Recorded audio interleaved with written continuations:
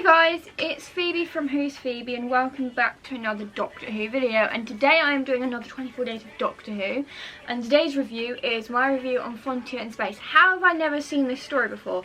It's not a story I've really kind of watched before because I've seen like what people thought of it, but I've never actually personally watched it until now. So I'm in a bit more of an enthusiastic mood than I was in the last video. Apologies about that. I just had a really long day and I was tired and, just not feeling very well, and I've had a bit of sleep now, so I can film this episode at 2:18 in the morning. This just saves me because I've got a very busy day today. I'm with one of my support workers all day, so I won't really have time to film another video today, so I sort of took it upon myself to film this one for now. If you've never seen my face on your screens before, please click that big red subscribe button down and also click the notification bell so you get notifications every single time I upload. Anyway, on with the video. You guys know how my reviews work, but if you guys don't, I'm about to explain.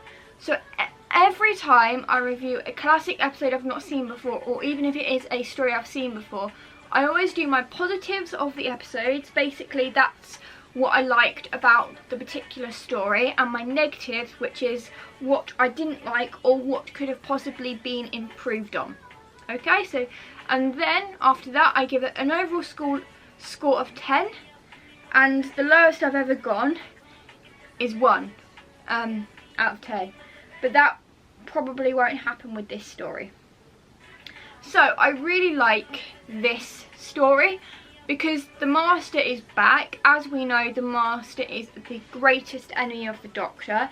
Ever since the third Doctor came into the picture, he's been fighting the Master. He's also caused havoc for the 4th, 5th, 6th, 7th, 10th Doctors as well. So he's constantly messing with the Doctor. So there will be a lot of references to other Doctor Who classic stories and modern stories in this review, just a warning.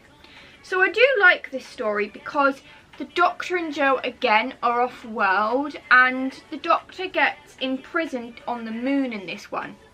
Now I like the Orgons in this particular episode. It's not a monster you see like all the time. They are very well done and everything like that. So this actually brings a lot of joy to this particular episode. I also like the Daxons as well, if that's the Conians as well, and I think this is really interesting. So the Doctor tries to prove what he's saying is true, because we know sometimes the Doctor can lie, but that's mostly about his name or something like that. He goes by the Doctor, but no one ever knows his real name. And he tries to convince the Madam President that what he is saying is true. She, of course, doesn't believe this, so they test the mind probe on the Doctor. Only problem is though, when you try a mind probe on a Gallifreyan, you're not really going to get anywhere because they've got strong mind resistance, as is well known. So the Master then comes in. He knows there's 2 prisoners on the ship, and he releases them, but into his custody. So this is important. The Master wants them, but he doesn't want them being imprisoned where he can't see them. He wants them to be his prisoners. So he has disguised himself as an interplanetary police officer in order to basically kidnap the Doctor and Jo Grant. And he obviously takes the Doctor off the moon and into his stolen intergalactic Earth police ship. And him and Jo are basically stuck in this cell. And the Doctor is going to undertake a dangerous spacewalk. So Jo talks to the camera that the Master is watching them with, and whilst this happens, the Master has no idea. Also, I noticed a little detail that I don't think anyone has noticed if you've watched this episode, so go watch this particular scene again. The Master is sat in the flight deck with a book written by H.G. Wells, and it says The War of the Worlds by H.G. Wells. Now that is a very cool reference. I've never read any of H.G. Wells' books, but I do know some of them. So that's a little detail that probably none of you have noticed before. He actually reads that, so make sure you click pause on that. I wish I'd screenshot that scene now, but make sure you click pause, screenshot that, and then post it on any Doctor Who groups you're in, because honestly people will be impressed about that reference that they've put in the classic series. Anyway, not my point. I did really enjoy this episode, especially when the Daleks made an appearance, because towards sort of the end, when the Doctor and this interplanetary guy finally believe them, because the Doctor's contacted the Draken's Highness, you know, His Highness and everything like that, and he actually believes the Doctor and everything is telling the truth, that Earth is not starting war with these creatures, and he actually believes it and backs everything up to what the Doctor's saying. It's really good. And the Master is still after the Doctor. He's kidnapped Jo and everything like that. Also, Jo has resisted the Master's hypnotism in this one. And the way she does that is when he tries to hypnotise her, she literally says a bunch of nursery rhymes, and it's called self-conditioning, and basically what that means is she's filling her head with a bunch of nonsense so that the Master can't hypnotise her, which I think is really clever. I think she learnt that from UNIT, because as we know, UNIT soldiers have special training to not be under the Master's influence or any form of hypnotism at all. So this is also incredibly well done, that they've included Jo's conditioning in this at the same time. So I think that is really clever of Jo to do that. I like how the Daleks make an appearance in this, because it sets up the next story.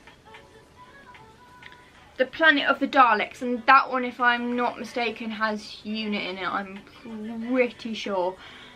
But yeah, I do like this particular story. It's really well good. The only downside I'm gonna have to say is I feel like the Daleks take the glory away from what the actual enemy of the show is, because the actual monster of the show is the Orgons and the Master is working with them. But I feel like when you get to the point where the Daleks are in towards the end, I feel like all the glory gets taken away from the Argons. I feel like the spotlight gets taken away from them and back on the Daleks, because I know for a fact the Daleks are the Doctor's greatest enemy and they were responsible for the Time War. But my point being is that I feel like they should have waited for like the very end of the story to be like the Daleks, because that way then that can be a cliffhanger for the next story, which is Planet of the Daleks. So I feel like that's the only issue I have with this particular story. Like, the Daleks are in it, but they're not in it at the very end. They're in it sort of kind of towards the last episode, when the Master is trying to win the Doctor over one last time, and he's like, I've got some very old friends of yours, and you see the Daleks, and it just takes all the spotlight away from the Orgons, which I definitely think is not ideal for a story like this. If you've got one monster based in there and you put another monster in, I feel like it's a bit like replacing your main character, or having your main character still in but them not having as many lines. It takes the spotlight away from them. That's the best kind of scenario I can come up with that circumstance. So yeah, this is what it feels like. It felt like the Daleks were actually the star of this story, not the Orgons. I do like the Orgons. I think they are a very creative monster. I like how they were disguised as human guards on the intergalactic planet, space station, I think, or wherever it was the Doctor was. I think that was very creative, how they were sort of using, you know, poor trained humans. But the Master teaming up with the Orgons, I did not see that coming. I know the Master will team up with any allies he sees fit, but this still felt like the Master's doing. Now, we know for a fact at some point the Master again is going to come back. He is a renegade Time Lord from Gallifrey, and the Time Lords are not happy with him. So at some point, all his crimes are going to catch up with him. It was also interesting in this story to see how many crimes the Doctor has actually committed in his life. I mean, he doesn't pay interplanetary tax. he stole a TARDIS.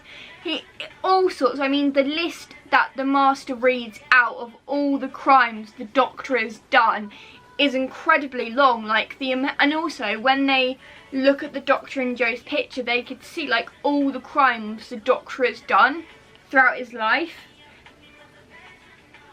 So I feel like that's cool. And also the Doctor, when he's like in the cell with Joe in the Master's stolen ship and everything like that, him reminiscing about the trial and what the Time Lords did and how they punished him is also interesting, because even though the Time Lords have forgiven him now, it just goes to show how powerful the Time Lords can actually be to Time Lords who break rules. Like the Doctor going wandering, stealing a TARDIS and going wandering, and for that reason his punishment was exile on Earth. You can see how the Time Lords sort of thought what the right punishment was for the right crime.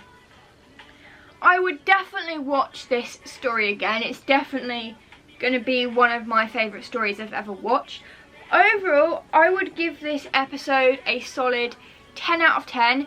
It's perfect apart from when they introduce the Daleks in part 6, because it takes all the shine off the Orgons, I feel like. So I feel like if they had waited until like the very last like 2 minutes of the story, like have that as a cliffhanger rather than the Doctor getting injured and then having to summon the Time Lords, I feel like that would have been better, because that way then you could have seen like a Dalek almost exterminating and then just being like, then you get the closing credits and boom, ready for next week's episode.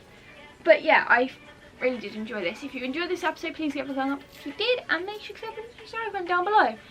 And I'll see you guys again tomorrow for another video. Alonzo.